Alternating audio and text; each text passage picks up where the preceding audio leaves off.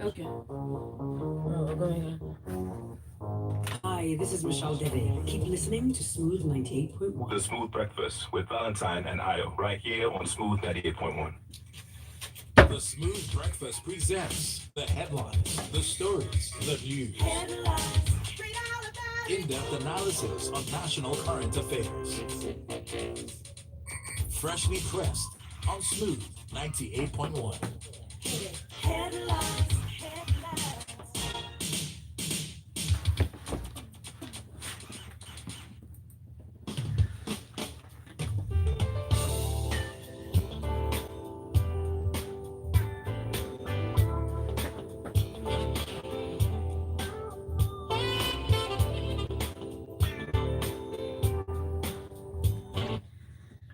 Smooth 98.1. Love music, love life. It's time for our freshly pressed 981, our in depth newspaper analysis segment of the Smooth Breakfast. And you're welcome aboard. My name is Judith at TB. I'm sitting in for Ayo Myro Essay today. How are you doing? And very good morning to you. Welcome to Freshly Pressed 981. And our analyst for today is Cheta. As you can find him on Twitter at Chickster. Cheta, good morning.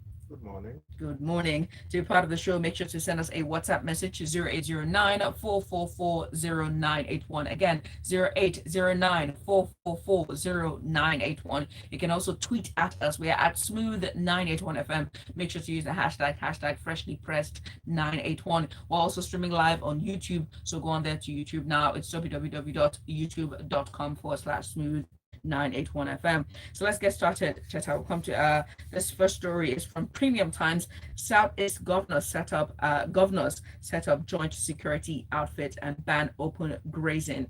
Governors of the Southeast states, the first Southeast Security Summit held in Owerri on Sunday. The communique was submitted by the chairman of the Southeast Governors Conference and Ebonyi Governor Dave Umahi. Cheta, your thoughts on this? There's nothing to think. It's noises in the right direction, and that's what it is. Noises, nothing more than that. There's a need for um, a security outfit, given the deteriorating security situation, not just in the southeast but around the country. Security is something that has to be local, not even at a regional level, but at a community level. We have to have that. However, having said that, um, the what the governors of the Southeast did yesterday is just to what is clearly a problem that needs solving. You have to ask yourself, for example, they declared Ebubago by fiat, no laws backing it. Look at, for example, how Amotekun in the Southwest was set up. Amotekun was set up the right way through the state assemblies. In each state that Amotekun is operational, there's a law backing it. It's legal. What the Southeast governors have done is nothing more than Operation Sweep. Mm. It cannot stand the test of time. Um, they banned open grazing again by fiat. What happened when there's no law backing it in any Southeast state? The closest that came to that was Abia in 2018. But the law hadn't been signed by or had not been passed by the end of the legislative session in 2019. So that has been kicked down the road or kicked out of the curb. So at the end of the day, when you have cowards running government, this is what you get. The big elephant in the room in the region is IPOB and ESM. They didn't even address that in their community. And then they expect us to take them seriously. Please. Hmm. Let's move on to this one from this day. As inoculation continues around the country, COVID-19 vaccination has a low turnout and it hits FCT, Taraba, Abia, and 7 other states. This is coming from this day newspaper. Now, as a target date given by the federal government for states to end the first phase of the COVID-19 vaccination approaches, the turnout for the exercise in many states has remained low, investigations have revealed. And this day gathered that the states are expected to end the administration of the the first dose of the vaccine on April 16th, and so that those who receive the first jab will continue to receive the second dose at the of the vaccine thereafter. But statistics obtained from the National Primary Health Care Development Agency show that some states such as Lagos, Ekiti, Ogun, Ondo, Oshun, Katsina, Yobe, Kwara, Niger, Adamawa, Gombe, Jigawa, and Kaduna State have vaccinated between 60% to 111% of the targeted population under the first phase. I think I don't know why you dwelt on the ones who have been reasonable successes when the story is about the 9 states or 10 states who have not done very well. See, when you have, for example, in Abia 14.9% of vaccination, Akwa Ibom 20%, Anambra 22%, Ebonyi 31%, Enugu 10%. Either you embark on massive campaigning in those states because it's clear that there's a high level of vaccine skepticism in those states. Think about how it started out in Lagos. In Lagos, people at the initial stage, people were able to just walk into primary health care centers literally and get vaccinated because there were people who were actively discouraging others from going to get vaccinated. I understand there has been a healthy dose of vaccine skepticism. So I don't think that people should focus on if they don't want to if people don't want to take it, leave them, push it into others. There's a very scarce amount of vaccinations or vaccine shots available. So push it to other states where people are more willing to take it and move on. We can talk about the mass campaigning later on when it becomes clear that that a lot of people will not be able to travel out without. I mean, think of how, for example, Femi Fanika they rushed to go and get collectors. It's because he knows that at some point they won't let him travel out. That's why he went to get his vaccination, nothing else. So we will get to that point. But for now, find those who want to take and give it to them. Stop begging people. That's my own attitude. All right, let's move on to the Guardian newspaper. This headline is from the Guardian. A minister laments slow progress on Lagos Ibadan Rail project. Again, Minister of the Transportation, Rotimi Amechi, has lamented slow pace of work by the China Civil Engineering Construction Company, CCECC, on the Lagos Ibadan Standard Gauge Railway project, saying he was sick and tired of the contractor. That on time since the 1980s. I can sit down. We have time. That's not time. No, I'm sure this we hardly deliver projects on time. Think of Lagos Ibadan Expressway. We're not talking of even the rail now. Think of Onitsha Enugu Expressway that I did a video of that expressway 6 years ago. 7 years ago, and it is still in that state. Think of Lagos Metro line, is it light rail? Just tell me which project we delivered on time. I'm actually just playing to the gallery. See, the fact is, money is money that is short. It's in the delays, financing the delays. There's a reason why, unlike in other countries, when you're doing big infrastructure projects, in Nigeria we have to buy the equipment. In other countries, they lease the equipment because in the contract there's a time. This is when this project will be delivered.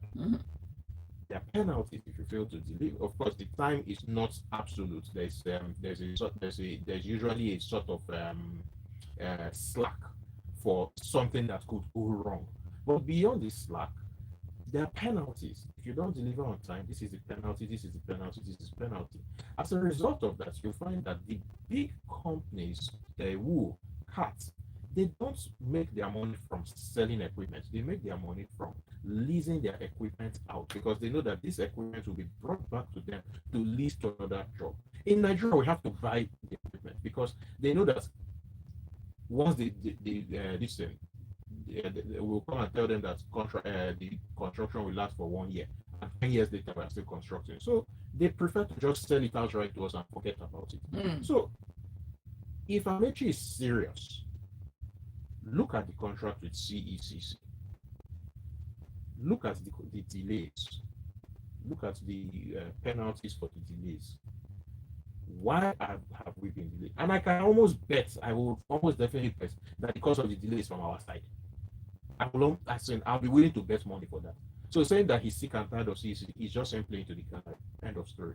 Let's move on to better things. And let's move on first of all to all our messages here. You can be part of the show. Send your comments on our headlines that we're taking today. Our WhatsApp platform is 0809-444-0981. You can also watch us live on YouTube. We're streaming live on www.youtube.com/smooth981fm. This message is from Yinka Bolu. It was strange how the talk of state police keeps coming up when a governor can call the 3 senators and all reps members representing the state for them all to have a common ground where the state police debate comes up. And on the other hand, how can a governor who can't pay minimum wage of 30,000 pay the police he gives gun to? No wonder they will prefer the vigilante styled method filled with boys that they can pay 1,500 per month. I have this message from Olatu Bosun, and it goes, in as much as Cheta is on point on his analysis with regards on the formation of Obubu Agu, I think he should be mindful of his utterances and his words that are radio friendly. Please, Judith, put him in check. Let's move on. This is this is Fabian from Ekbe. He goes, good morning. The government has to address the lack of trust and consequent apathy with respect to COVID-19 vaccination. Without people getting vaccinated, the possibility of getting on top of the infection will remain dim. And that's from Fabian. I'm going to take this last message. This is Ayo from Ikoyi. Big up to Cheta. Elite takes on all the headlines. Well done. That's it, and it goes wonderful. We're going to take this one coming from Vanguard, a newspaper, and Obaseki says Nigeria in huge financial trouble, printed 60 billion naira to share in March. Edo State Governor Godwin Obaseki has said that the country is in a huge financial trouble. It discloses at the State Transition Committee stakeholders engagement. Obaseki noted that the federal government printed about 50 to 60 billion naira to share in March. I quote, when we got back for March, the federal government printed additional 50 to 60 billion naira to top up for us to share, he said. It goes on to say this April we'll go to Abuja and share. I mean, I don't know why people are shouting about it. Maybe because the state governor finally said what we've all known for years. I was sitting in this very chair when Fulu almost sent me out to the studio for saying that this habit of, and I'm quoting the exact words now, that this habit of the states going every month to suck breast in Abuja does not work. You can't say that on there. Why can't I? This is what is happening. It is what has been happening for years. Yeah, we can use another number don't work. or metaphor for that. Our states don't work. Simple and short. See, Obaseki just threw a bit more light on what happened. The CBN has not been publishing its accounts. NNPC is yet to publish their own fact reports. Everybody is hiding because they know. See, at the end of the day, we are inside it. It is showing small. There has been no word on how much in additional cash Madam Finance Minister has been able to squeeze from state-owned enterprises. You know why? Because money no day. We are at the end of the line. I have said this thing for at least 4 years now. At least, probably earlier, but at the very least. Each time I say it, there's a regular people that are ready to call me names. The chickens have come home to roost. When the Buhari administration came on board in 2015, it promoted a rhetoric that the previous administrations were corrupt for implementing things like petrol subsidies, clueless for not solving Nigeria's electricity problems, and lazy for not growing tax revenue. Then they quickly implemented the TSA. They launched the voluntary assets and income declaration scheme. Have you heard of that since? That's VITS. They declared an end to petroleum subsidies. They made all the right noises. That was in 2015. Fast forward a few years, it's 6 years later now. I mean, next month will make it 6 years since Buhari has been sat on the Iron Throne. And the government has all but accepted defeat on the key legacy issues around Nigeria's economy. Why else will we have the what do you call it, the headline in Guardian yesterday? Was it Guardian or Punch? One of them. It was Guardian. That's, they will still pay subsidy for 6 months. I thought they said they had ended subsidy and it was now under recovery. Now they are using the backdoor to that they are still paying subsidy. A country that is broke. The plan now appears to comprise of devaluing the naira to increase naira denominated revenue, which is what you see in things like sharing fact, borrow money from all available external and internal sources that will still give us. I mean, remember that we had this issue of going to meet Brazil for 1.2 billion naira in this thing. In short, a very good sign of the fact of how broke we are is the fact that the federal government and Delta state government are quarreling over £4 million. Is it £4 million? So it really returns money. Yeah, it will really. That is what the state government and the federal government are quarreling over. That shows you exactly where we are financially. And scary figures. Public debt hit record highs of 32.92 trillion in December last year, which was 19% higher than the previous year. They are on track to hit 40 trillion naira by the end of 2023. Whereas, so as it was hitting that 32.92 trillion, total revenue in 2020 was 3.93 trillion. 10% of debts and a 29% drop on the previous year. Nay, Wahala has come too far. And we move on to more stories making the headline. This is coming from Guardian. The Nigeria Labour Congress (NLC) has asked the Kaduna State Governor, I beg your pardon, Nasir El-Rufai, to immediately rescind his decision to sack civil servants in 23 local councils as criticism by stakeholders trailed the order. The NLC President Ayuba Waba, in a protest letter, I beg your pardon, addressed to the governor at the weekend, said the decision to lay off workers at this period of great national challenges was insensitive and morally wrong, adding that Labour would use every machinery it could muster to ensure that all the workers were recalled. Cheta.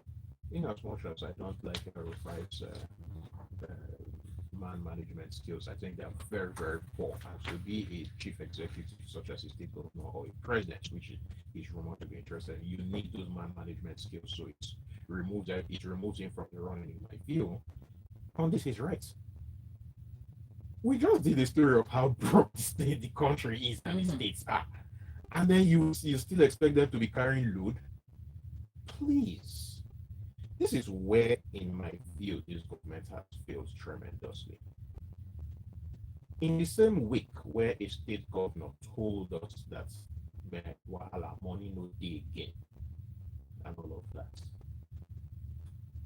the national, whatever, SEC, CBN, whoever, prevented fintech companies from accessing BVN.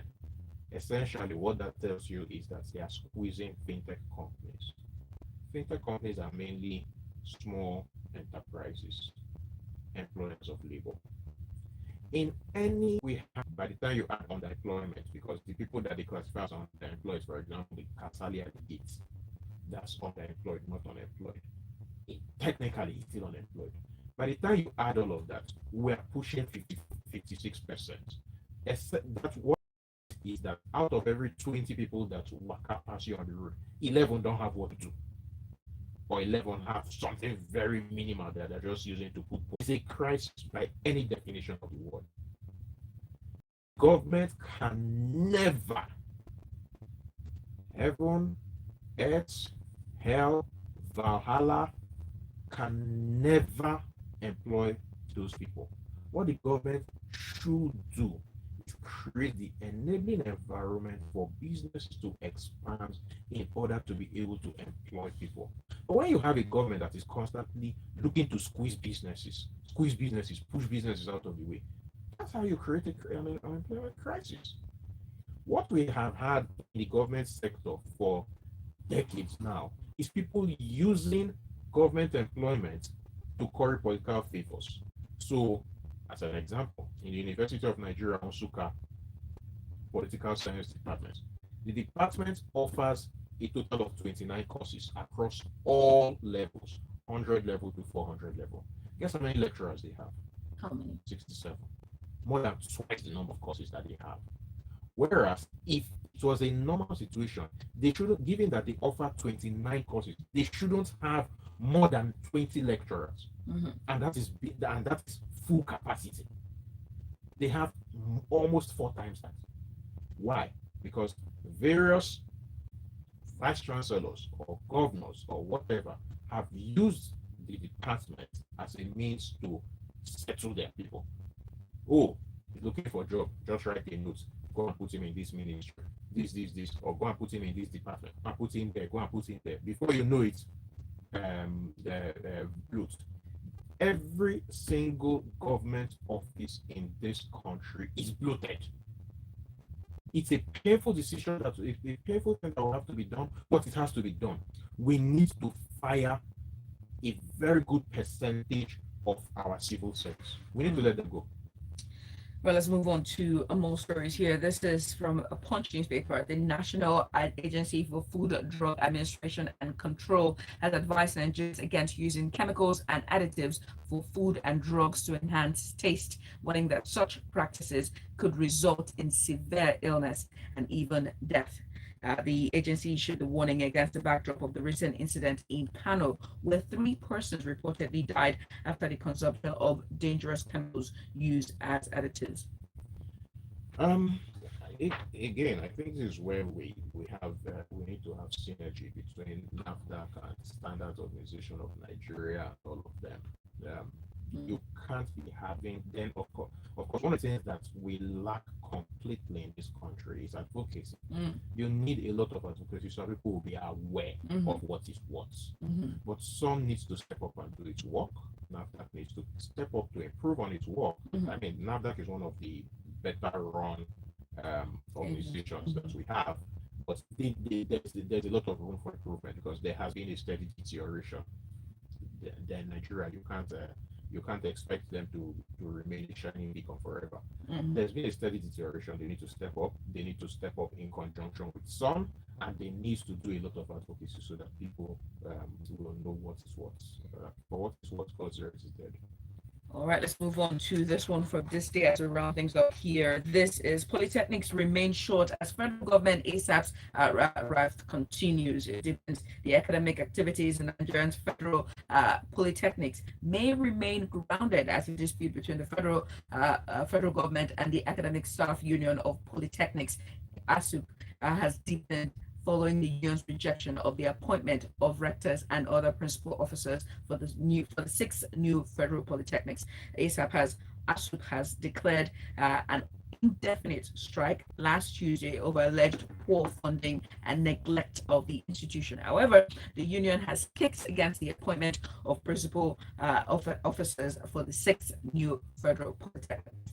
Now, begs to ask the question: should we privatize our education at this point? Frankly, I don't know what to do anymore. It's clear that the government can no longer carry the burden.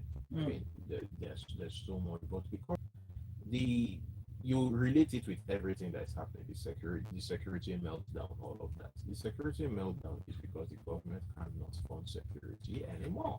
Cannot carry the burden. The logical thing to do would be to let it go. I mean, what do we have? We have a bill on the floor of the House of Representatives right now, seeking to convert the Kogi State College of Education and to a federal university. It's ridiculous of this constant.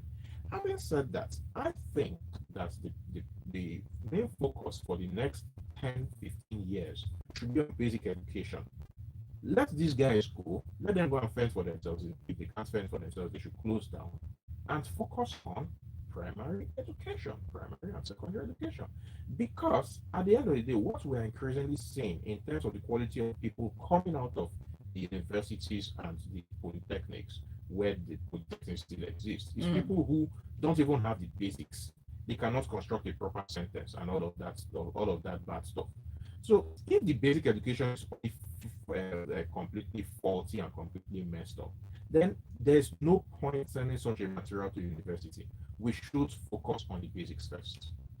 Hard decision, but it has to be made. hard decision, but it has to be made. We're running out of time, but I'm going to take this last story from the Vanguard newspaper. A total of 704 people from the 34 local government areas of Kano State selected to serve under the Community Policing Initiative have completed their training. The news agency of Nigeria reports that the squad trained at the Police College Kaduna consists of 15 people from each of the 44 local government areas, and this was commissioned on Sunday. More people and more people to be paid in this administration. Cheta, your thoughts as I move on to our text messages here. The first thing that hit my head when I saw it was when I saw the story was that 15 times 44 is 660, but there's 704 people that this. So the 44 extra people, where did they come from?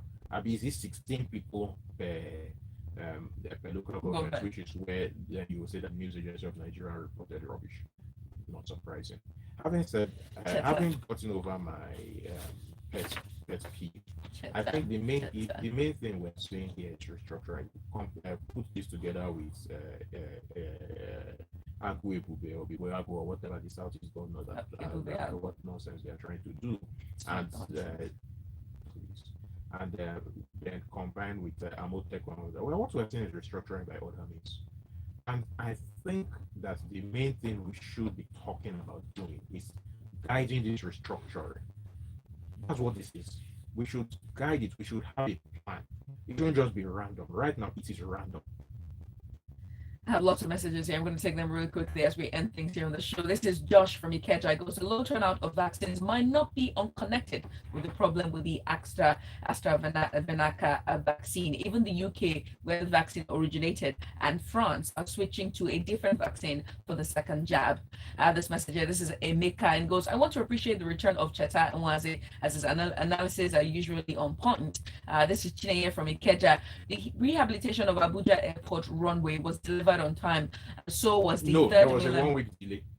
And so was the third mainland bridge maintenance. Some projects that one was delivered 2 months late, and they said it was NSAS that was the cause. And this is from Shegun. Shegun goes, what has Obaseki and the other governors achieved with the money they received?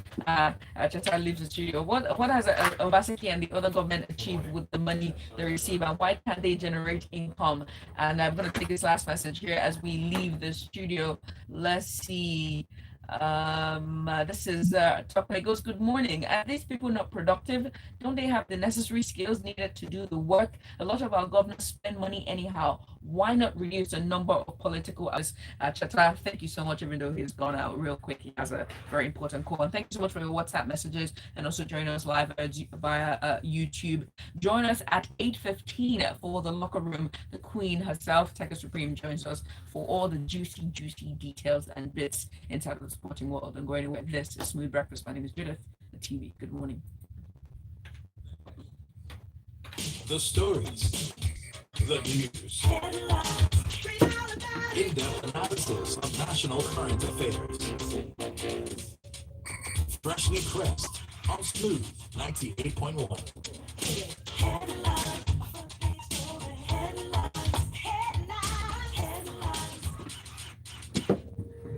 Let's take a critical look at your lifestyle and the state of your health.